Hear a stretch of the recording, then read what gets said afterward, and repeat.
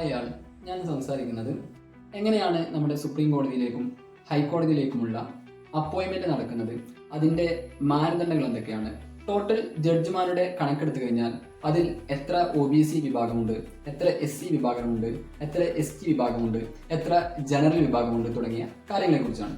റീസെൻ്റായി വന്ന ഒരു ന്യൂസാണ് എന്നെ ഈ ഒരു വീഡിയോ ചെയ്യാൻ പ്രേരിപ്പിച്ചത്. റീസെൻ്റായി ടൈംസ് ഓഫ് ഇന്ത്യ റിപ്പോർട്ട് ചെയ്ത കണക്കനുസരിച്ച് 78% ജഡ്ജിമാരും കടന്നു വന്നത് അപ്പർ കാസ്റ്റിൽ എന്നാണ് പറയപ്പെടുന്നത്. അതിൻ്റെ പ്രധാനപ്പെട്ട കാരണം എന്താണ്, അത് നമ്മുടെ ജുഡീഷ്യൽ സിസ്റ്റത്തിൽ ഉണ്ടാക്കുന്ന ഇമ്പാക്റ്റ് എന്തൊക്കെയാണ്, അതോടൊപ്പം നമ്മുടെ ജുഡീഷ്യറിയിലെ അപ്പോയിൻമെന്റിൽ നേരിടുന്ന മറ്റു പ്രശ്നങ്ങൾ എന്തൊക്കെയാണ് തുടങ്ങിയ കാര്യങ്ങളാണ് ഈ ഒരു വീഡിയോയിൽ ചർച്ച ചെയ്യുന്നത്. റീസെൻ്റായി RJD ലീഡറായിരുന്ന മനോജ് ജ അദ്ദേഹം ലോകസഭയിൽ നമ്മുടെ ഹൈക്കോടതിയിലെയും സുപ്രീം കോടതിയിലുമുള്ള ജഡ്ജിമാരുടെ പ്രൊപ്പോസൽ സംബന്ധിച്ചിട്ടുള്ള ഒരു ചോദ്യം ഉന്നയിച്ചിരുന്നു. ഇതിന് ലോ മിനിസ്റ്റർ റാം മഗ്വാൾ മറുപടി നൽകിയത് ഇപ്രകാരമാണ്: 2018 മുതൽ 2025 വരെയുള്ള കാലയളവിൽ 715 ഹൈക്കോടതി ജഡ്ജിമാരെയാണ് അപ്പോയിന്റ് ചെയ്തിട്ടുള്ളത്. അതിൽ 22 പേർ SC വിഭാഗത്തിൽ നിന്നും, 16 പേർ ST വിഭാഗത്തിൽ നിന്നും, 89 പേർ OBC വിഭാഗത്തിൽ നിന്നുമാണ്. മാത്രമല്ല 37 പേർ മൈനോറിറ്റീസിൽ നിന്നുമാണെന്ന് പറയപ്പെടുന്നുണ്ട്. ഇതിന്റെ ഈ ടോട്ടൽ പരിശോധിച്ച് നോക്കുമ്പോൾ 22% ആളുകൾ ഇത്തരത്തിൽ SC, ST, OBC മൈനോറിറ്റീസിനെ റെപ്രസെന്റ് ചെയ്യുന്നു. ബാക്കിയുള്ള 78% ആളുകളും അപ്പർ കാസ്റ്റിൽ എന്നാണ് പറയപ്പെടുന്നത്. എന്തായിരിക്കും ഇതിന്റെ പ്രധാനപ്പെട്ട കാരണം? ഇതിന്റെ പ്രധാനപ്പെട്ട കാരണം നമ്മുടെ ഭരണഘടനയുടെ ഒരു മെക്കാനിസമാണ്. ഭരണഘടനയിലെ 124, 217, 224 ആർട്ടിക്കിൾ പ്രകാരം നമ്മുടെ സുപ്രീം കോടതിയിലേക്കോ ഹൈക്കോടതിയിലേക്കോ അല്ലെങ്കിൽ സബോർഡിനേറ്റ് കോടതിയിലേക്കോ ഉള്ള ജഡ്ജിമാരുടെ അപ്പോയിൻമെന്റിൽ യാതൊരുവിധ റിസർവേഷനും കോൺസ്റ്റിറ്റ്യൂഷൻ പ്രൊവൈഡ് ചെയ്യുന്നില്ല എന്നതാണ്. ഇതിന്റെ ഫലം എന്താണ്? അതിന്റെ ഫലമായിട്ടാണ് ഇത്തരത്തിൽ വലിയ ഡിസ്ക്രിമിനേഷൻ, വലിയ ഡിസ്പാരിറ്റീസ് ഈ അപ്പോയിൻമെന്റിലൊക്കെ നടക്കുന്നത് എന്നാണ് പറയപ്പെടുന്നത്. ഇതിനു പുറമെ മറ്റു ചില അസന്തുലിതാവസ്ഥ കൂടി നമ്മുടെ ജഡ്ജിമാരുടെ അപ്പോയിൻമെന്റിൽ നമുക്ക് കാണാൻ കഴിയും. അതുകൂടി പറഞ്ഞിട്ട് നമുക്ക് ഡീറ്റെയിൽ ആയിട്ട് ഇതിന്റെ ഇമ്പാക്ട് സംസാരിച്ചുകൊണ്ട് വീഡിയോ അവസാനിപ്പിക്കാം. മുൻ ചീഫ് ജസ്റ്റിസ് ആയിരുന്ന RM ലോധ ഹൈക്കോടതിയിലെ ജഡ്ജിമാരെ അപ്പോയിൻമെന്റ് ചെയ്യുന്നതിൽ നടക്കുന്ന വിവേചനത്തെക്കുറിച്ച്, അതിന്റെ അസന്തുലിതാവസ്ഥയെക്കുറിച്ച് പറയുന്നത് ഇപ്രകാരമാണ്: എവരി തേർഡ് ഹൈക്കോടതി ജഡ്ജീസ് ആൻ അങ്കിൾ. അതായത് ഹൈക്കോടതിയിൽ അപ്പോയിൻമെന്റ് ചെയ്യപ്പെടുന്ന 3 ജഡ്ജിമാരും ആ ഹൈക്കോടതിയിലുള്ള ജഡ്ജിമാരുടെ റിലേറ്റീവ്സോ കുടുംബക്കാരോ ഫാമിലി ഫ്രണ്ടോ ഒക്കെ ആണ് എന്നാണ് പറയപ്പെടുന്നത്. മാത്രമല്ല നമ്മുടെ 230ാമത്തെ ലോ കമ്മീഷൻ റിപ്പോർട്ടും ഈ ഒരു വിഷയത്തെ അഡ്മിറ്റ് ചെയ്യുന്നുണ്ട്. ഈ ഒരു നെപ്പോട്ടിസം കൃത്യമായി നമ്മുടെ ജുഡീഷ്യറിയിൽ നടക്കുന്നുണ്ട് എന്നാണ് പറയപ്പെടുന്നത്. അപ്പോൾ ഇത് നീക്കം ചെയ്യാനും അത് ഈ ഒരു അസന്തുലിതാവസ്ഥ മറികടക്കാനുമുള്ള ചില നിർദ്ദേശങ്ങളൊക്കെ 230ാമത്തെ ലോ കമ്മീഷൻ സജസ്റ്റ് ചെയ്തിട്ടുണ്ടെങ്കിലും കാര്യമായ പുരോഗതിയൊന്നും ഈ വിഷയത്തിൽ സുപ്രീം കോടതിയോ ഹൈക്കോടതിയോ എടുത്തതായിട്ട് നമുക്ക് കാണാനും കഴിയില്ല. ഇനി ഹൈക്കോടതിയിലുള്ള ഇത്തരത്തിലുള്ള അങ്കിൾ ജഡ്ജ് സിൻഡ്രം ബാധിച്ചിട്ടുള്ള ചില ഹൈക്കോടതി ജഡ്ജിമാരുടെ ഡാറ്റകൾ പരിശോധിച്ച് നോക്കാം. പഞ്ചാബ്, ഹരിയാന ഹൈക്കോടതിയിൽ 34% ഇത്തരത്തിൽ റിലേറ്റീവ്സ് മാത്രം അപ്പോയിൻമെന്റ് ചെയ്യപ്പെട്ടിട്ടുണ്ട് എന്നാണ് പറയുന്നത്. ഈ ബോംബെയിൽ അത് 20%, കേരളത്തിൽ അത് 22.2% എന്നാണ് 2024 ഏപ്രിലെ കണക്കുകൾ സൂചിപ്പിക്കുന്നത്. ഇതിനെ മറികടക്കുന്നതിന് വേണ്ടി ചീഫ് ജസ്റ്റിസ് ആയിരുന്ന സഞ്ജീവ് ഖന്ന ചില നിർദ്ദേശങ്ങൾ നടപ്പിലാക്കാൻ തീരുമാനിച്ചിട്ടുണ്ടായിരുന്നു. ചില നിർദ്ദേശങ്ങൾ കൊളീജിയത്തിന് മുമ്പും അതോടൊപ്പം തന്നെ സുപ്രീം കോടതിക്ക് മുമ്പും ചില സജഷനായിട്ട് പറഞ്ഞിട്ടുണ്ടായിരുന്നു. ഒരു ജഡ്ജിനെ നിയമിക്കുന്ന സമയത്ത് ആ ജഡ്ജിന്റെ കുടുംബം അല്ലെങ്കിൽ ആ ജഡ്ജുമായി ബന്ധപ്പെട്ട ആളുകൾ അതേ ഹൈക്കോടതിയിൽ വർക്ക് ചെയ്യുന്നുണ്ടെങ്കിൽ അവരെ യാതൊരു കാരണവശാലും ആ സെയിം ഹൈക്കോടതിയിലേക്ക് നിയമിക്കരുത് എന്നുള്ള ചില സജഷൻസ് ആയിരുന്നു സഞ്ജീവ് ഖന്ന മുന്നോട്ട് വെച്ചത്. പക്ഷെ അതിന് കാര്യമായ പുരോഗതിയൊന്നും ഉണ്ടായിട്ടില്ല എന്നാണ് പിന്നീട് റീസെന്റ് ആയി വന്ന വാർത്തകളൊക്കെ സൂചിപ്പിക്കുന്നത്. ഇനി രാഹുൽ ഗാന്ധിയിലേക്ക് വരാം. എന്തുകൊണ്ടാണ് രാഹുൽ ഗാന്ധി ഈ ഒരു കാസ്റ്റ് സെൻസസ് നമ്മുടെ രാജ്യത്ത് നടപ്പിലാക്കണമെന്ന് പറയുന്നത്? അതിന്റെ പ്രധാനപ്പെട്ട ഒരു കാരണം ഇത് തന്നെയാണ്. അതായത് അസന്തുലിതാവസ്ഥ, നമ്മുടെ സൊസൈറ്റിയിലുള്ള പോപ്പുലേഷൻ അനുസരിച്ചുള്ള റെപ്രസെന്റേഷൻ ബ്യൂറോക്രസി ലഭിക്കുന്നില്ല, നമ്മുടെ കോർപ്പറേറ്റ് ഇൻഡസ്ട്രി ലഭിക്കുന്നില്ല, നമ്മുടെ കമ്പനികളിൽ ലഭിക്കുന്നില്ല, അതോടൊപ്പം തന്നെ നമ്മുടെ പാർലമെന്റിലെ റെപ്രസെന്റേഷനായി ലഭിക്കുന്നില്ല. അതുകൊണ്ടാണ് രാഹുൽ ഗാന്ധി മുന്നോട്ട് വെച്ചത് ജിത്തിന ആബാദി ഉത്തിന ഹക്ക്. എത്ര പോപ്പുലേഷൻ ഉണ്ടോ അത്രയും റെപ്രസെന്റേഷൻ ആ ജനങ്ങൾക്ക് കൃത്യമായി കിട്ടണമെന്നാണ്. അതായത് ഒരു 100 ആളുകളുണ്ട്, 70% OBC ആണെന്നുണ്ടെങ്കിൽ ആ 100 ജോലിയിൽ 70% OBCക്ക് നൽകണം. 30% അപ്പർ ക്ലാസ് ഉള്ളതെങ്കിൽ 30% ജോലി അപ്പർ ക്ലാസ്സിൽ നൽകണമെന്നുള്ള ഒരു സോഷ്യൽ ജസ്റ്റിസ് സിസ്റ്റം നമ്മുടെ രാജ്യത്ത് ഉണ്ടാകണമെന്നാണ് രാഹുൽ ഗാന്ധി മുന്നോട്ട് വെച്ചിട്ടുള്ള ജാതി സർവേ അല്ലെങ്കിൽ കാസ്റ്റ് സെൻസസ് അടിസ്ഥാനമാക്കുന്നത്. അദ്ദേഹത്തെ പ്രേരിപ്പിച്ച നമ്മുടെ രാജ്യത്ത് നിലവിലുള്ള ചില അസന്തുലിതാവസ്ഥയെ കുറിച്ച് കൃത്യമായി പറയുന്ന ചില ഡാറ്റകൾ അദ്ദേഹം മുന്നോട്ട് വെച്ചിട്ടുണ്ട്. രാഹുൽ ഗാന്ധി മുന്നോട്ട് വെക്കുന്ന കാസ്റ്റ് സെൻസസ് അനുസരിച്ച് 70% വരുന്ന SC ST OBC വിഭാഗത്തിന് 70% റെപ്രസെന്റേഷൻ നൽകണമെന്നാണ് പറയുന്നത്. ഇന്ന് നമ്മുടെ രാജ്യത്തുള്ള ബ്യൂറോക്രസിയിലെ ചില ഡാറ്റകൾ പരിശോധിച്ച് നോക്കാം. സീനിയർ ഓഫീസേഴ്സായി വരുന്നത് 11,310 ആളുകളാണ്. അതായത് SC ST OBC വിഭാഗത്തിൽ നിന്ന് 70% ആളുകൾ ഈ സീനിയർ ഓഫീഷ്യൽസ് ആയിട്ട് ഉണ്ടാവണമെന്നാണ് അദ്ദേഹം വാദിക്കുന്നത്. പക്ഷെ രാജ്യത്ത് നിലവിലുള്ള ഡാറ്റ അനുസരിച്ച് 3000 സീനിയർ ഓഫീസേഴ്സ് മാത്രമേ ഈ SC ST OBC വിഭാഗങ്ങളിൽ നിന്ന് വരുന്നുള്ളൂ.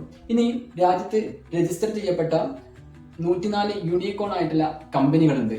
ആ കമ്പനികളിൽ ശരിക്കും ഡാറ്റ അനുസരിച്ച് മിനിമം 70 യൂണിക്കോൺ കമ്പനികൾ റൺ ചെയ്യേണ്ടത് SC ST OBC വിഭാഗത്തിൽ നിന്നാണ്. പക്ഷേ ഈ 104 യൂണിക്കോൺ കമ്പനികളിൽ ഒരു കമ്പനി പോലും SC ST OBCയിൽ നിന്നുള്ള കമ്പനികളില്ല എന്നാണ് അദ്ദേഹം പറയുന്നത്.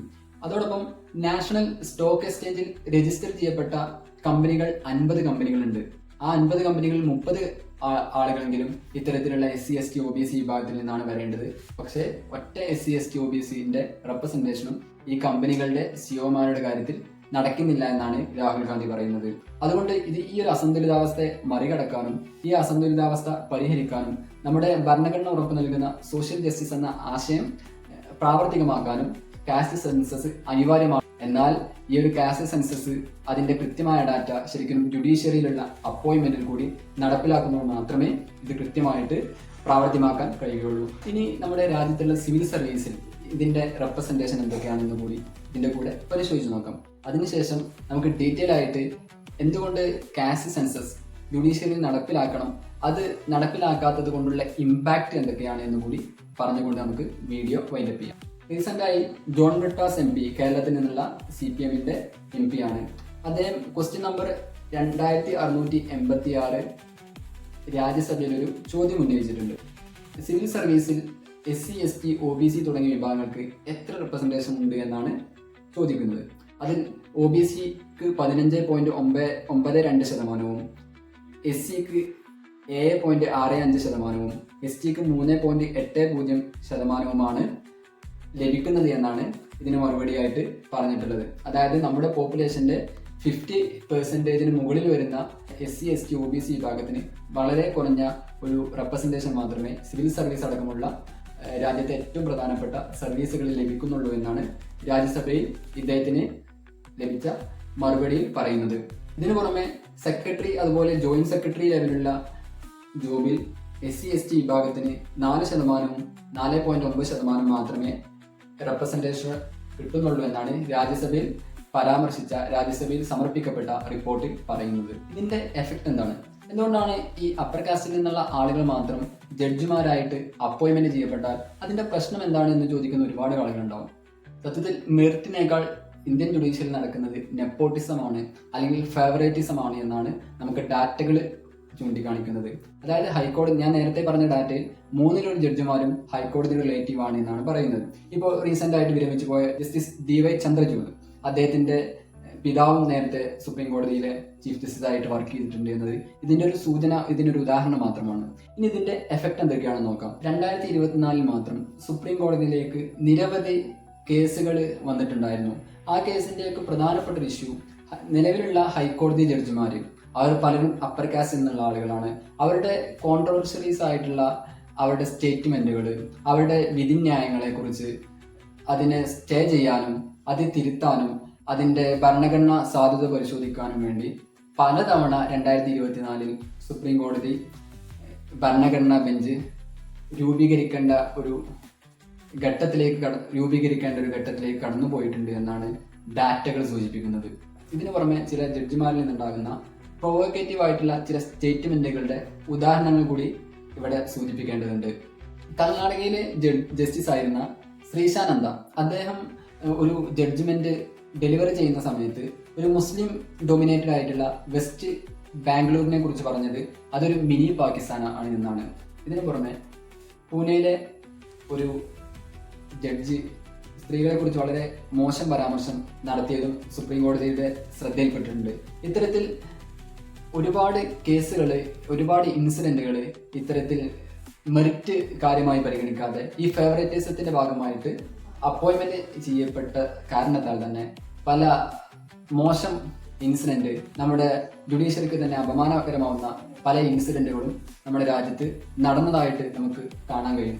ഇതിനു പുറമെ അലഹബാദ് ഹൈക്കോടതി ജഡ്ജായിരുന്ന ശേഖർ കുമാർ യാദവ് അദ്ദേഹം പറഞ്ഞത്, നമ്മുടെ രാജ്യത്ത് സയന്റിസ്റ്റുകൾ പോലും വിശ്വസിക്കുന്നത് പശുവിന് മാത്രമാണ് ഓക്സിജൻ ശ്വസിക്കാനും പുറത്തുവിടാനും കഴിവുള്ള ജീവിയായിട്ടുള്ളത്, അതുകൊണ്ട് പശുവിനെ ആദരിക്കണം, ബഹുമാനിക്കണം തുടങ്ങിയ ഒരു സ്റ്റേറ്റ്മെന്റ് ആയിരുന്നു.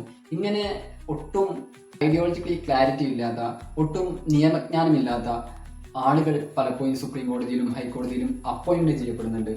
അതിന്റെ പ്രധാനപ്പെട്ട കാരണം ഇത്തരത്തിലുള്ള റിസർവേഷൻ നമ്മുടെ രാജ്യത്ത് ജുഡീഷ്യറിയിൽ ഇല്ല എന്നതാണ് ഒരു പ്രധാന പ്രശ്നമായിട്ട് ഉന്നയിക്കുന്നത്. റീസെന്റായി ഇന്നലെ നടന്ന ചില ജുഡീഷ്യൽ അപ്പോയിന്റ്മെന്റിനെ കുറിച്ച് കൂടി പറഞ്ഞുകൊണ്ട് നമുക്ക് അവസാനിപ്പിക്കാം. ഹൈക്കോടതി ജഡ്ജായിരുന്ന വിപുൽ പഞ്ചോലി, അദ്ദേഹം ഗുജറാത്ത് ഹൈക്കോടതിയിലായിരുന്നു വർക്ക് ചെയ്തിരുന്നത്. അപ്പോൾ അദ്ദേഹത്തെ സുപ്രീം കോടതിയിലേക്കുള്ള സ്ഥാനക്കയറ്റത്തിന് വേണ്ടി സുപ്രീം കോടതി കൊളീജിയം തീരുമാനിക്കുന്നു. അപ്പോൾ അതിനെ കൊളീജിയത്തിലെ അംഗമായിരുന്ന ജസ്റ്റിസ് നാഗരത്ന എതിർക്കുകയാണ്. അപ്പോൾ നാഗരത്ന അതിന്റെ പ്രധാനപ്പെട്ട കാരണമായി പറഞ്ഞിട്ടുണ്ടായിരുന്നത്, ഈ വിപുൽ പഞ്ചോലിയുടെ പ്രശ്നം അദ്ദേഹത്തിനേക്കാൾ സീനിയർ ആയിട്ടുള്ള 56ഓളം ജഡ്ജിമാർ ആൾറെഡി നമ്മുടെ രാജ്യത്തെ പല ഹൈക്കോടതിയിലേക്കുമുണ്ട്. അതുകൊണ്ട് അദ്ദേഹത്തെ സുപ്രീം കോടതിയിലേക്ക് റെഫർ ചെയ്യാൻ പാടില്ല എന്ന് പറഞ്ഞു. മാത്രമല്ല മറ്റൊരു പ്രധാന പ്രശ്നം കൂടി ജസ്റ്റിസ് നാഗരത്ന ഉന്നയിച്ചിരുന്നു. നിലവിൽ നമ്മുടെ സുപ്രീം കോടതിയിൽ ഗുജറാത്ത് ഹൈക്കോടതിയിൽ നിന്നുള്ള ജഡ്ജിമാർ ആൾറെഡി ഉണ്ട്. അതുകൊണ്ട് വീണ്ടും ഗുജറാത്ത് ഹൈക്കോടതിയിൽ നിന്ന് സുപ്രീം കോടതിയിലേക്ക് ജഡ്ജിനെ അപ്പോയിന്റ്മെന്റ് ചെയ്യുന്നതിൽ പ്രശ്നമുണ്ട് എന്നാണ് കുറച്ച് മാസങ്ങൾക്ക് മുമ്പ് ജസ്റ്റിസ് നാഗരത്ന മുന്നോട്ട് ഒരു വിയോജന കുറിപ്പായിട്ട് പറഞ്ഞത്. ഇതിനെ തുടർന്ന് ഈ വിപുൽ പഞ്ചോലിനെ ഗുജറാത്ത് ഹൈക്കോടതിയിൽ നിന്ന് സുപ്രീം കോടതി കൊളീജിയം പട്ന ഹൈക്കോടതിയിലേക്ക് ട്രാൻസ്ഫർ ചെയ്യുന്നു.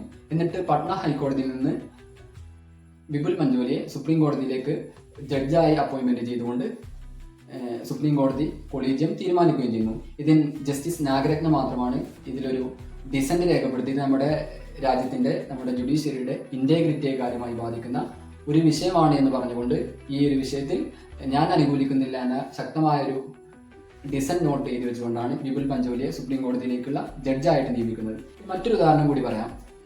റീസെന്റായി ആരതി സാദ് എന്ന് പറയുന്ന ഒരു BJP സ്പോക്കസ് പേഴ്സണെ ബോംബെ ഹൈക്കോടതിയിലെ ജഡ്ജായിട്ട് അപ്പോയിന്റ്മെന്റ് ചെയ്തിരുന്നു. അതിനെതിരെ വ്യാപക വിമർശനമാണ് രാജ്യത്തിന്റെ പല ഭാഗങ്ങളിൽ നിന്നും. രാജ്യത്തെ എമിനന്റ് ആയിട്ടുള്ള അഡ്വക്കേറ്റ് കപിൽ സിബലിനെ പോലെയുള്ള ആളുകളൊക്കെ വിയോജനക്കുറിപ്പായിട്ടും പ്രതിഷേധമായിട്ടും രംഗത്ത് വന്നിട്ടുണ്ടായിരുന്നത്. പക്ഷെ ആ പ്രതിഷേധങ്ങൾക്കപ്പുറം ആരതി സാദെ ബോംബെ ഹൈക്കോടതിയിലെ ജഡ്ജായിട്ട് അപ്പോയിന്റ്മെന്റ് ചെയ്തുകൊണ്ടുള്ള ഉത്തരവ് കൊളീജിയം പാസ്സാക്കുകയും ചെയ്തിരുന്നു.